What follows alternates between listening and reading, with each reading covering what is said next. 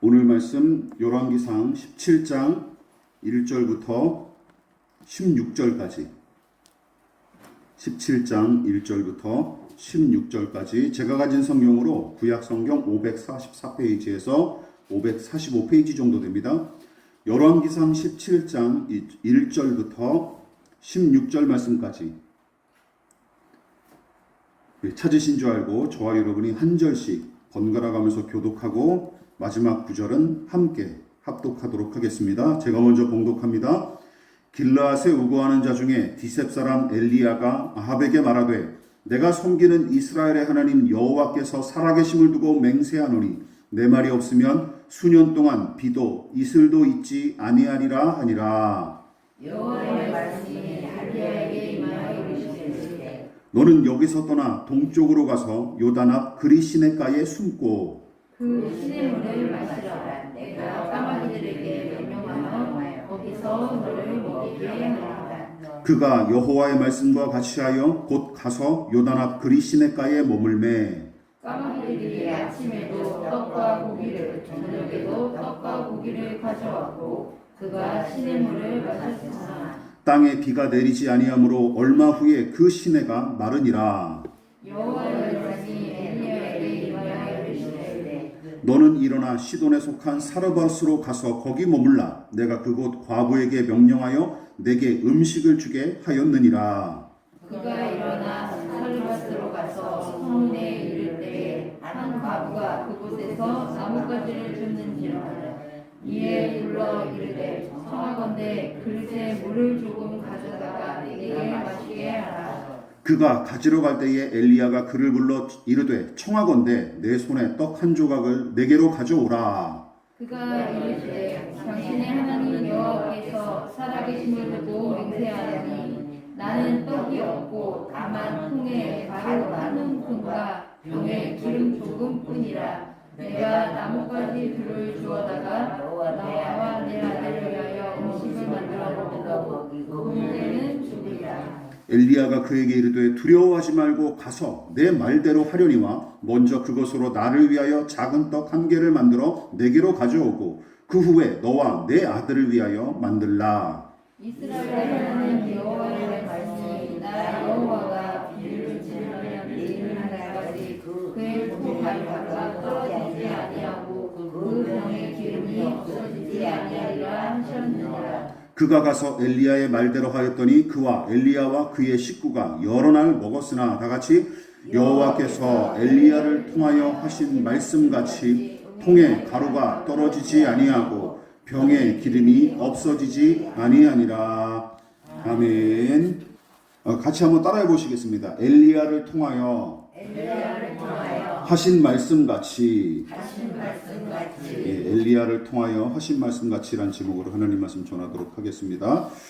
자, 우리는 지난 설교를 통해 엘리야가 어떤 인물인지 대략 살펴봤습니다. 무엇보다 엘리야가 아합 왕 앞에서 자신을 소개한 내용이 인상적이었는데 아합과 이세벨의 적극적인 이방신 숭배 정책으로 말미암아 여호와 하나님을 유일한 신으로 고백하기가 매우 곤란했던 그 시절에 아합 왕을 앞에 두고 내가 섬기는 이스라엘의 하나님 여호와라며 자신을 소개했을 뿐만 아니라 베델의 그 늙은 선자를 비롯한 북이스라엘의 다른 선자들처럼 왕과 그의 정책에 관해 비겁하게 침묵하거나 알랑거리기는커녕 왕과 이 백성이 저지른 죄악과 불의를 간과하지 않으시고 3년 동안 가뭄으로 징계하시리라는 하나님의 뜻을 엘리야가 가감없이 선포하기에 이르죠.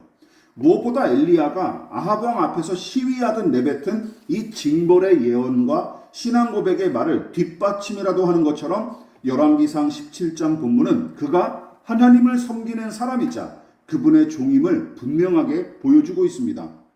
그렇다면 엘리야는 하나님을 섬기는 그분의 종으로서 어떤 모습을 보여주었고 본문은 그 사실을 어떤 방식으로 드러냈습니까? 우리는 지난 설교를 통해 세 가지로 함께 살펴봤어요. 다시 한번 복습해 볼까요? 시작. 하나님의 말씀을 듣고 순종하는 엘리야. 엘리야는 하나님의 계시를 직접 접했거나 아니면 신명기 등을 비롯한 율법의 명령을 깊이 묵상하다가 이 시대를 향한 하나님의 뜻을 헤아렸고 그리고 그 뜻에 따라 용감히 말씀을 선포하고 순종하기에 이르죠.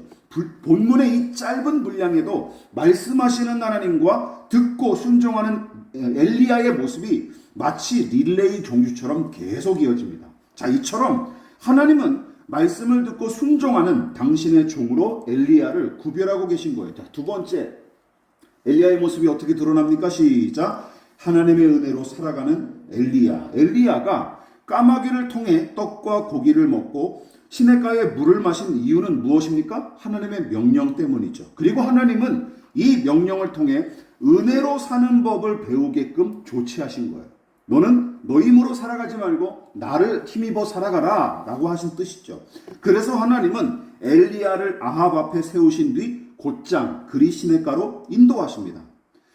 거기가 바로 은혜로 사는 법을 훈련하기에 가장 적절한 장소였기 때문이죠. 여러분, 저와 여러분들의 인생을 한번 돌아보십시오. 그 은혜를 배워야 했던 시간들과 장소들이 있었죠. 기억나십니까? 특히 고난의 때에 그렇죠. 예, 그렇습니다. 우리는 그 시절에, 그 고달픈 시절에 은혜로 사는 법을 배우는 거예요. 마지막으로 세 번째 어떤 것이었습니까? 시작. 아합보다 하나님을 두려워하는 엘리야에 대해서 배웠어요. 본문의 이야기는 간단한 사실 하나를 분명하게 보여줍니다. 무엇이죠? 엘리야가 아합과 이세벨보다 하나님을 더 두려워했다라는 사실이죠. 세상을 창조하시고 지금도 다스리시는 하나님, 아합과 이세벨보다 비교할 수 없이 크고 강하신 하나님, 엘리야는 그 하나님을 만났고 확신했기 때문에 아합 앞에서도 주눅들지 않고 용감히 말씀을 선포할 수 있었죠. 그러나 하나님은 엘리야를 그리 시냇가에 머물도록 내버려 두지 않으시고 또다시 시돈이라고 하는 이방 땅에 속한 사르밧이라는 곳으로 그를 인도하십니다. 자, 오늘은 이 이야기를 통해 또 함께 세 가지 교훈을 함께 나누도록 하겠습니다. 첫 번째 같이 읽어볼까요? 읽어보겠습니다. 시작. 언제나 어디서나 하나님의 종으로서 연단받는 엘리야. 우리는 이 모습을 확인할 수 있다는 것이죠. 앞서 엘리야가 하나님을 섬기는 사람으로 자신을 소개했을 뿐만 아니라 그의 말과 행실이 하나님을 섬기는 사람다움을 증명했던 사실을 확인을 했어요. 그러나 그의 훈련과 연단은 아합 왕의 왕궁과 그리 시냇가에서 끝나지 않았습니다. 이것을 기억하십시오. 하나님을 경외하는 믿음이 분명했기에 왕 앞에서도 주눅들지 않고 용감히 그 뜻을 선포할 수 있었죠. 여러분, 요즘 교회들은 이 일 하나만으로도 입에 침이 마르도록 그의 신앙심을 축혀 세웠을 테고 엘리야는 무수한 교회의 초빙을 받을 만큼 인기 있는 간증자나 부흥사로 대접받았을 거예요. 이 일 하나만 가지고도 아합 앞에서 용감히 말씀을 선포한 것, 실제로 꽤 대단한 믿음을 가진 것처럼 잘난 체하는 이 교만한 작자들이 교회 안에 허다하지 않습니까? 자기가 뭐 하나 큰 일을 이루면 그게 마치 자기의 어떤 대단한 신앙의 결과인 것처럼 아주 큰 기도에 힘써 기도한 것의 결과인 것처럼 의스될 때가 얼마나 많이 있습니까? 그런 작자들의 또한 그런 작자들의 지나친 자기 확신과 허풍을 좋은 믿음으로 착각하는 신자들도 허다해요. 제가 참 안타깝고 답답한 게 그런 부분입니다. 그러나 하나님은 아합 앞에서 용감하게 당신의 뜻을 선포한 엘리야에게 야, 너는 이제 더 가르칠 게 없다. 하산하라 하고 말씀하지 않으십니다. 어떻게 해요? 여러분, 이 정도면 엘리야가 자만할 법도 할 텐데 도리어 하나님은 그를 그리 시냇가로 밀어넣으셨고 엘리야도 순순히 그곳에 처박혀 은둔 생활을 이어갑니다. 생각해 보십시오. 아무도 모르는 곳, 누구도 알아주지 않는 곳에서 까마귀가 물어다주는 양식으로 연명하는 삶에 여러분 무슨 즐거움이나 보람이 있겠습니까? 생각해 보십시오. 여러분, 즐거움과 보람은 어떻게 얻어지는 거예요? 대부분 남들의 반응을 통해서, 리액션을 통해서 얻어지는 게 아닙니까? 그렇죠. 인정 욕구라는 게 있잖아요. 사람들이 다. 근데 그리 시냇가는 그런 게 없어요. 까마귀가 인정해 줍니까? 내 믿음이 어떠한지? 뭐 모르는 거죠. 얼른 사람들 앞에서 말씀을 선포하고 어떤 모양으로든 활약하고 싶었을 것입니다. 지나가면 우리 선교사, 우리 파송 선교사님들이 그것 때문에 더 힘들어했던 게 틀림. 저도 마찬가지죠. 모든 사람들 앞에서 나서기를 원하는 게 사람들의 보통 욕구 아닙니까? 본성이고 말이죠. 그러나 하나님은 그를 그리시네가에 머물게 하셨고 이번에는 국경 넘어 시돈의 사르밧으로 인도하셨는데 정작 거기서 겪은 일도 뭐예요? 소소한 이야기거리에 불과합니다. 그냥 고작 한 가정에서 일어난 일이에요. 그렇지 않습니까? 우리는 기적이 일어났다고 크게 보지만 결국은 아무도 모르고 한 가정에서 일어난 일이에요. 보십시오. 신기하고 놀라운 일이 무수한 사람 앞에서 일어나야 화제거리가 되기 마련 아닙니까? 그런데 까마귀가 매일 양식을 날라줘 봤자 혼자 있을 때 일어난 일이고 게다가 화수분처럼 곡식가루와 기름이 줄어들지 않은 기적도 엘리야를 포함한 이 사르밧의 과거의 과정만이 체험했을 뿐이에요. 몇 사람 되지도 않았습니다. 이 부분에서 우리가 이 사실을 좀 간과하지 마십시다. 외롭고 고독한 장소. 그래서 사람들을 의식하지 않고 오직 나 자신과 하나님만 집중할 수밖에 없는 것. 여러분 그리시네가와 시돈의 사르밧 그 은밀한 자리에서도 엘리야는 말씀에 순종했고 은혜를 힘입어 사는 법을 배웠으며 실천했죠. 더 나아가 홀로 있을 때나 낯선 이방 땅에 있을 때도 하나님을 경외하는 믿음을 계속 이어갑니다. 이게 중요한 거예요. 엘리야의 믿음은 아하방 앞에서 증명된 게 아니라 오히려 그리시네가와 이 시돈의 사르밧에서 오히려 더 확실하게 증명된 겁니다. 믿으십니까? 혼자 있을 때, 아무도 알아주지 않을 때 말이죠. 엘리야가 만난 인물들의 면면은 물론이고 각기 다른 장소의 격차가 얼마나 큰지 돌아보십시오. 아하방과 사르밧의 미망임. 얼마 전까지는 왕궁과 그리시네가의 차이가 크죠. 또 나라와 민족의 죄악을 책망하고 심판을 논했던 사람이 그 후에는 그리시네가와 사르밧의 미망인 가족과 함께 뭘 고민해요? 먹고 사는 문제를 놓고 고민을 하는 거예요. 그렇죠? 야, 나라와 민족을 위해서, 부흥을 위해서, 영적인 대각성을 위해서 이렇게 멋지게 일해야지 우리는 생각하기 쉽지만 정작 그 후에 엘리야가 정작 놓고 3년 동안 고민하고 걱정했던 일은 뭐예요? 당장 먹고 사는 문제를 놓고 고민했던 거예요.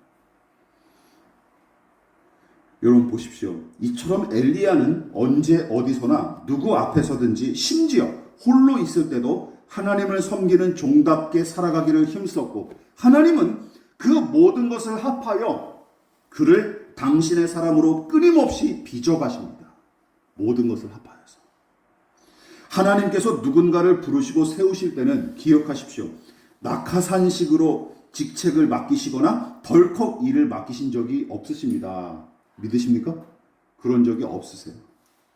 하나님의 자녀로 하나님의 종으로 부름받은 사람들은 누구도 예외 없이 훈련과 연단의 과정을 거쳤습니다.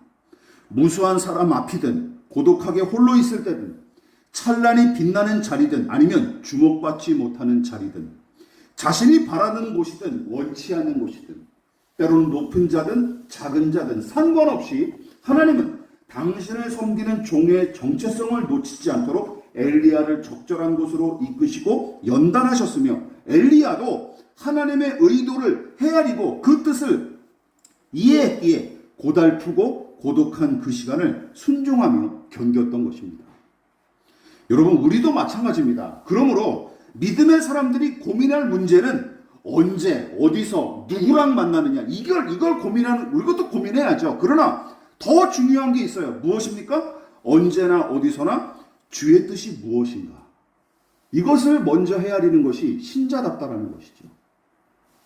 여러분, 언제 어디서나 주의 뜻을 헤아리고 순종하기에 힘쓰는 사람이 바로 그리스도인임을 명심하시기를 주님의 이름으로 부탁을 드리겠습니다.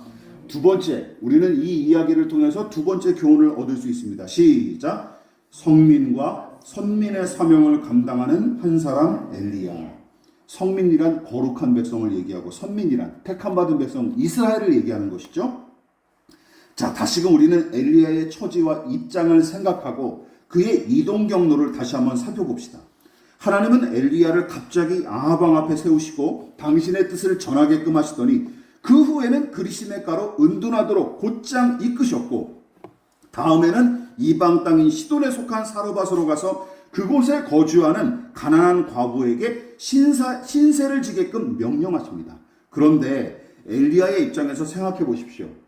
차라리 까마귀가 물어다 주는 빵과 고기를 먹으며 그리시네가에 계속 머무는 게 낫지 않았을까요? 그렇지 않습니까?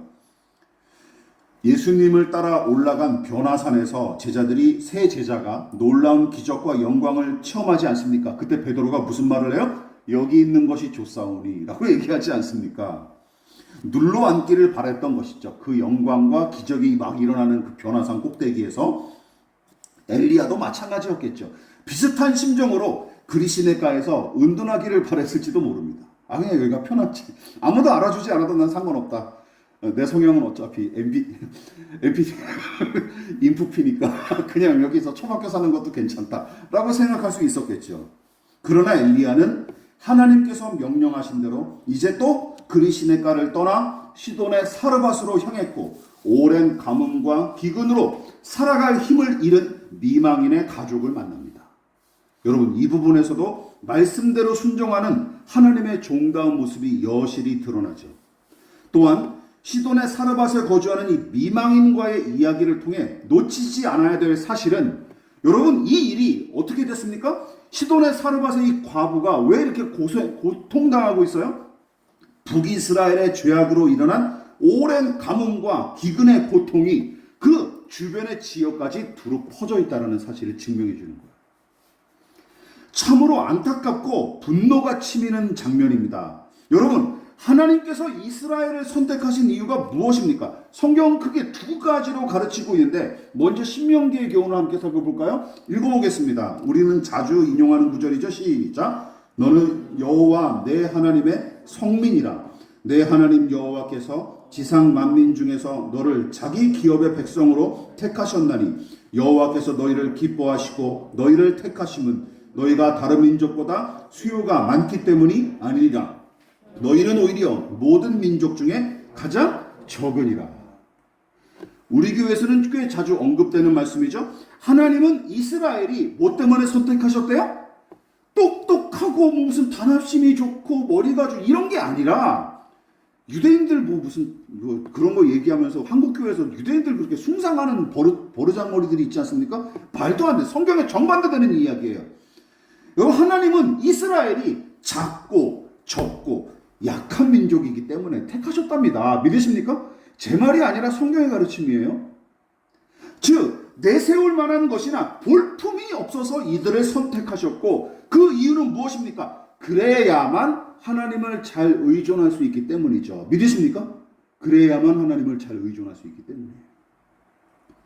그러므로 하나님의 거룩한 백성, 선택받은 민족이라는 말은 원래 자랑하거나 으스대기 위한 말로 쓰일 수가 없는 거예요. 그래서도 안 되는 것이죠. 그뿐만이 아닙니다. 하나님께서 이스라엘의 민족의 조상인 아브라함을 처음 부르셨을 때 약속하신 말씀에도 그들을 선택하신 이유가 분명하게 담겨 있어요. 창세기 12장 시작. 내가 너로 큰 민족을 이루고 내게 복을 주어 내 이름을 창대하게 하리니 너는 복이 될지라. 땅의 모든 족속이 너로 말미암아 복을 얻을 것이라 하신지라. 여러분 보십시오. 하나님은 모든 민족 중에 가장 적고 약하기 때문에 이스라엘을 선택하셨을 뿐만 아니라 온 세상에 하나님의 복을 나누고 전하는 통로로서 그들을 부르셨다는 것이죠. 먼저 복을 받은 것은 야 너네만 먹고 떨어져라 이렇게 하신 게 아니라 어떻게 하라고요? 너네가 받은 복을 다른 민족에게도 나누어라 하고 이들을 부르셨다는 거예요. 그리고 먼저 선택하셨다는 것이죠. 그런데 하늘의 복을 세상에 전하고 나누는 사명은 온전히 감당하지 못할지언정 여러분 최소한 민폐를 끼치거나 죄악을 조장하고 부추기는 짓은 하지 않아야 되지 않습니까? 그렇죠. 근데 지금 이스라엘이 어떤 짓을 저지른 거예요? 그들의 불신앙으로 말미암아 지금 그 기근의 재앙이 어디까지 영향을 미치고 있는 거예요? 시돈의 사르밧까지 영향을 미치고 있는 거예요. 안타까운 일 아닙니까? 저는 이 모습을 통해서 요즘에 한국 교회를 여실히 봅니다. 한국 교회가 과연 사도행전의 교회를 닮았을까요? 이 시절의 북이스라엘의 백성들을 닮았을까요? 양심적으로 가슴에 손을 얹고 생각해 보면 더 많은 부분 이 지금의 이 모습을 닮아 있는 게 사실입니다. 민폐질, 사람들이 민폐 집단이라 그러잖아요. 이제 교회를.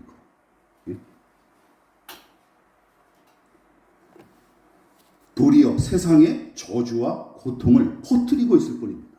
바로 그 시절에 엘리야는 선민이자 거룩한 백성이자 선민의 사명을 회복하는 자로 세워지는 거예요. 엘리야를 통해서 무슨 일이 벌어지고 있는 거예요?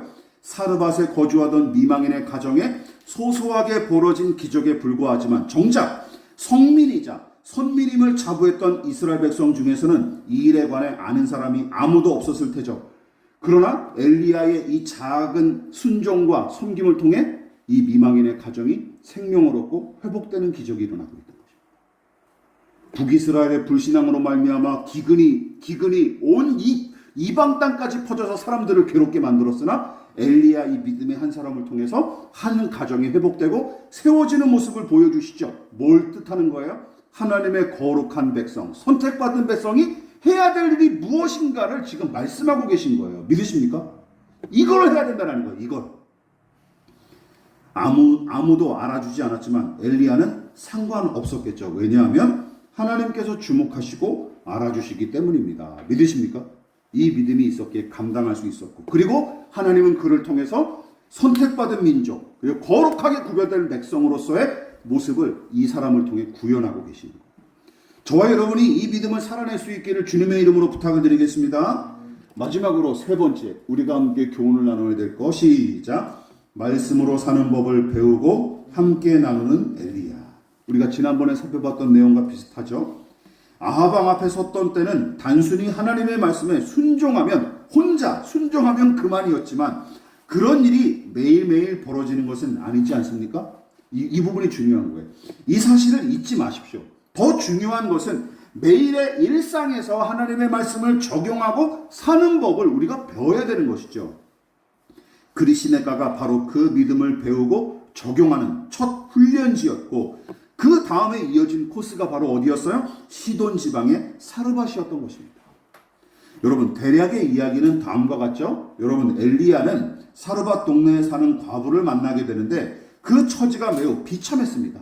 물론 하나님의 명령으로 거기까지 가기는 했으나 계속되는 가뭄에 그곳도 덩달아 막심한 피해를 입는 중이었죠. 오죽하면 이 여자가 통에 남은 가루 한 웅큼과 조금 남은 기름으로 빵을 만들어 먹고 아들과 함께 죽으려 했겠습니까?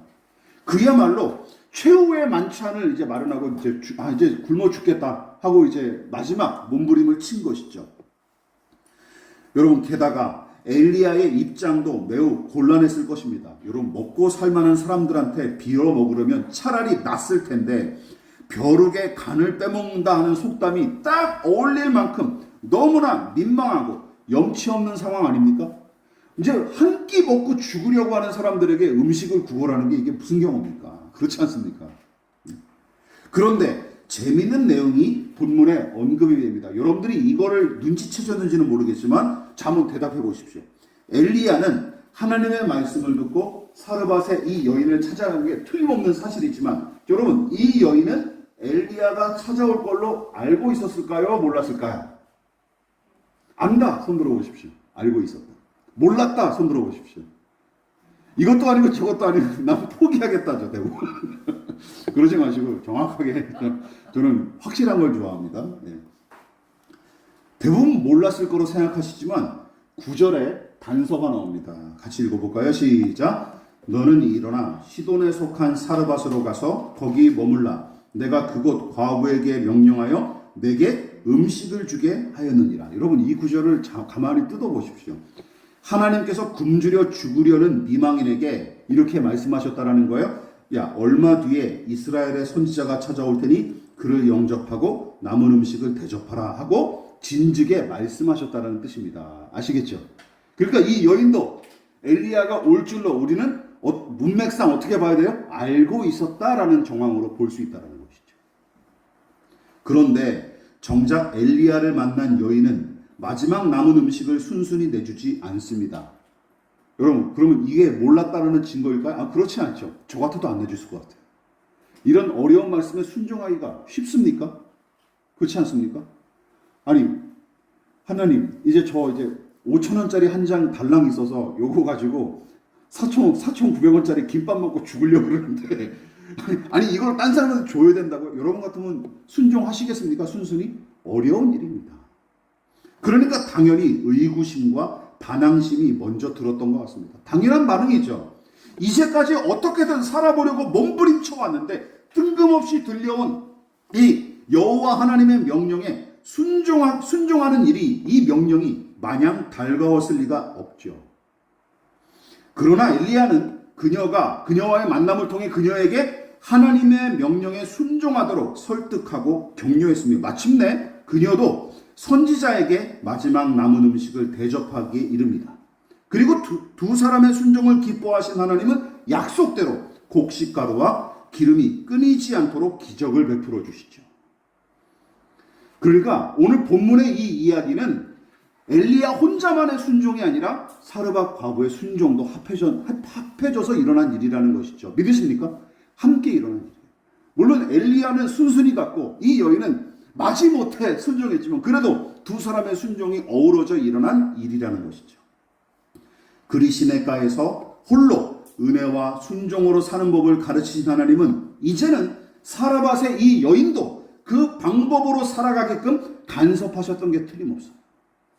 너는 이제 시돈 땅 사르밧 사람들이 늘 살아왔던 대로 너는 살아왔겠지만 이제 이 엘리야라는 사람을 만나서 그가 살아가는 방식대로 한번 살아보라 라고 제안하신 거예요. 바꿔 말하면 하나님께서 그리 시냇가에서 가르치시는 삶의 방식을 사르밧의 이 여인에게도 전해주시려고 누구를 보내신 거예요? 엘리야를 보내셨다는 것이죠. 여러분, 복음을 전하는 이유가 이것과 비슷합니다. 여러분, 교인을 모으기 위해서 여기 앉아있는 사람들 숫자를 늘리기 위해서 전도하는 건 그 전도가 아니에요. 그냥 영업이죠. 영업. 그건 전도가 아닙니다. 무엇입니까? 이것이죠. 예, 하나님 없이 제 힘으로 살아가거나 엉뚱한 것을 의지하여 살아가는 인생을 향해서 하나님을 의지하여 살아가는 것이 인간의 본분이고, 그리고 이 방법이야말로 제대로 살아가는 유일한 방법임을 전하는 것, 이게 뭐예요? 복음 전도라는 것이죠. 그리고 궁극적인 선교의 본질입니다. 복음 전도와 선교의 본질이 바로 이 내용이에요. 당신은 세상의 방식대로 지금까지 살아왔으나 이제 성경과 하나님이 가르쳐 주시는 방식대로 살아보십시오. 이것을 권하는 것, 설득하는, 이게 뭐예요? 전도라는 것입니다. 하나님께서 430년간 이집트의 노예로 살던 이스라엘 백성을 모세를 통해 해방시키시고 광야로 인도하신 이유가 무엇입니까? 단지 노예를 탈출시키는 게 목적이었을까요? 노예 해방과 탈출이 궁극적인 목적이 아니에요. 궁극적인 목적은 이거예요. 신명기 8장 3절 시작. 너를 낮추시며 너를 줄이게 하시며 또 너도 알지 못하며 내 조상들도 알지 못하던 만나를 내게 먹이신 것은 사람이 떡으로만 사는 것이 아니요 여호와의 입에서 나오는 모든 말씀으로 사는 줄을 내게 알게 하려 하심이니라. 예수님이 인용하신 말씀이시죠. 중요한 말씀이죠. 살아계신 하나님과 그분의 말씀을 의지하여 사는 백성, 하나님이 우리 인생을 책임지신다 하고 고백하는 사람들, 짐승처럼 먹고 마시는 것만 쫓고 그것으로 만족하는 인생이 아니라 하나님의 말씀을 생명의 양식으로 여기고 사는 당신의 백성으로 삼으시기 위해 그들에게 해방과 구원의 은혜를 허락하시고 거친 광야로 인도하셨다는 뜻입니다. 무엇을 가르치시기 위해서? 떡만 먹고 사는 인생이 아니라 하나님의 말씀을 먹고 사는 인생이 되게 하시려. 본문에 기록된 엘리야의 활약상이 이 출애굽기의 내용을 요약한 것처럼 보이지 않습니까? 출애굽기의 내용을 요약한 것 같아요. 이스라엘 백성들의 모습. 이미 엘리야는 그리 시냇가에서 그렇게 살아가는 법과 은혜로 공급하시는 하나님을 경험했습니다. 그러나 그 은혜의 방식을 독점한 채로 고고하게 홀로 사는 것은 하나님의 뜻과 거리가 멀었죠. 그래서 하나님은 엘리야를 이방인의 땅인 시돈으로 보내셨고 그 중에서도 가장 가난하고 연약하고 비참한 사르밧의 이 미망인을 만나게 하신 것입니다. 여기에 무슨 뜻이 담겨져 있는 거예요? 하나님의 은혜와 아예 거리가 먼 사람이에요. 이 사람은 하나님의 은혜와 상관이 거리가 멀어요. 또 그것을 요구할 만한 자격조차 없는 이방인 여자가 여호와의 입에서 나오는 모든 말씀으로 살아가는 법을 배우고 회복의 은혜를 누린 것은 누구든지 하나님을 신뢰한다면 얼마든지 이 은혜를 누릴 수 있다는 사실을 여실히 보여주고 있는 거예요. 이 사람도 이 은혜를 누렸는데 당신이라고 못 누리겠습니까? 라는 것이죠. 믿으십니까? 이 사람도 누립니다. 엘리야는 하나님의 약속을 통해 이렇게 그 여인에게 말하고 있는 셈입니다. 당신의 생각과 힘만 의지한다면 남은 것은 정말 먹고 죽겠다는 당신의 생각처럼 절망과 사망밖에 없습니다. 이 비참한 죄인의 굴레에 사로잡혀 죽을 생각만 하지 말고 저를 기근과 핍박의 수렁에서 건지신 하나님과 그 약속의 말씀을 신뢰하십시오. 라고 말을 건넵니다. 엘리야는 사르밧의 여인에게 무엇을 가르쳐 줍니까? 뭘 전해준 거예요? 다르게 사는 법을 전해준 거예요. 다르게 사는 법. 다르게 사는 법. 더 나아가 생명과 구원을 얻는 방법을 전했고 은혜 안에 서로 격려하며 함께 살 길을 도모합니다. 앞서 살펴봤던 신명기 8장 3절에 기록된 복된 약속과 명령은 단지 이스라엘 민족한테만 주어진 말씀이 아닙니다. 온 인류를 향한 하나님의 바람과 뜻이 고스란히 담긴 약속의 말씀임을 염두에 두고 더 나아가 모든 사람이 추구하고 회복해야 될 삶의 방식임을 여러분이 깊이 확신한다면 엘리야를 향한 부르심이 그저 선지자 한 사람만 위한 하나님의 계획과 기대를 초월하여 이스라엘 백성을 비롯한 모든 민족 그리고 요즘을 우리에게 향한 하나님의 계획과 방법임을 우리는 분명히 알 수 있어야 합니다. 누누이 강조했듯이 마지막으로 우리는 이 사실을 기억하십시다.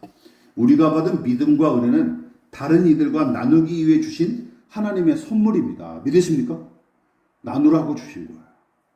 내가 받은 은혜와 은사는 나만 위한 것이 아닙니다. 교회를 위해 사용하고 이웃과 함께 나눠야 마땅한 것입니다.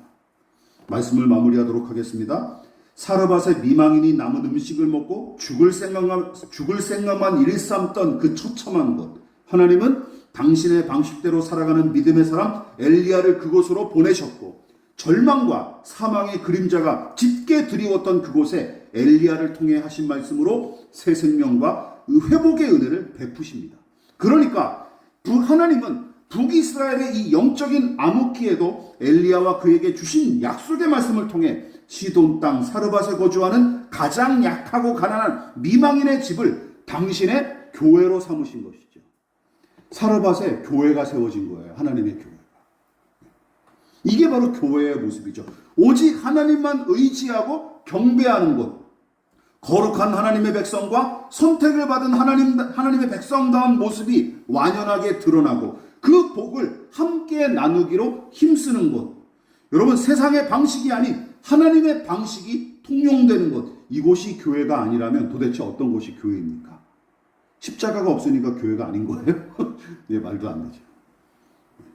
기억하십시오. 엘리야의 선지자 데뷔 무대는 아합 왕과 뭇백성을 상대할 만큼 처음에는 찬란하고 웅장했지만 하나님은 그를 곧장 그리시네가와 이방 땅인 사르밧으로 인도하셨고 엘리야는 언제 어디서나 하나님을 섬기는 종다운 모습을 놓치지 않습니다.